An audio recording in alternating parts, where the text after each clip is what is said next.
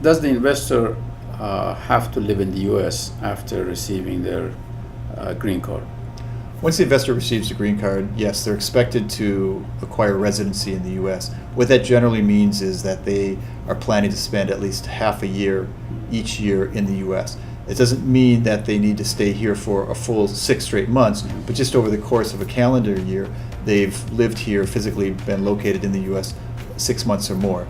That's an unwritten rule, and there are ways of getting around that, or even not abiding by that without losing your residency.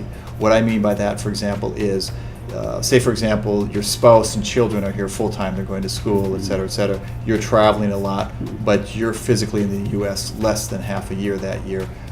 If it's not a large amount of time, less than 6 months, there really should not be a problem. But if they see that year after year you're physically in the U.S. for maybe only, say, 3 months of the year, then they might notice it. They'll certainly ask you some questions in the airport when you're arriving. And I think generally it's very rare for them to immediately revoke your green card if they have some questions or they feel you're not spending an adequate amount of time here.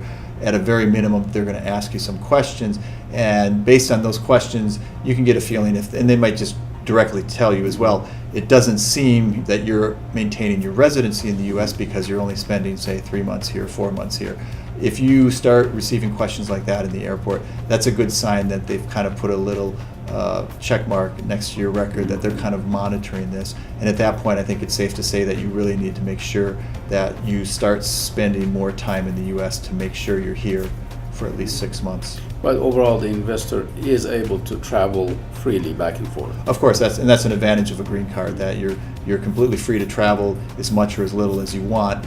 If the investor does feel or know in advance that they're going to be traveling a lot and spending a lot of time outside the U.S., for example, outside of the U.S. more than 6 months or even up to a year, what we would recommend is filing a form. It's called advance parole, and that's basically kind of a notification to the government that you're going to be gone for an extended period of time, possibly up to a year, and therefore that you're planning to return to the U.S. and maintain your residency.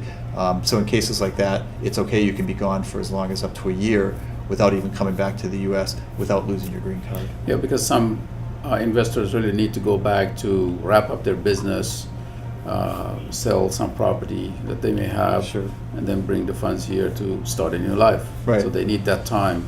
Sure, absolutely. And from our experience, they're generally pretty liberal about that transition period. And in addition, if there's mitigating factors, like I said, if the spouse is here, the children are here, you own property here, they're going to school, you can point to them and to say, hey, look, the nexus of my life is now in the U.S. based on these factors. Despite the fact that I've been only in the U.S., say, 4 months this year, the overall focus or center of my life is in the U.S. by pointing to these various factors, and that should be okay.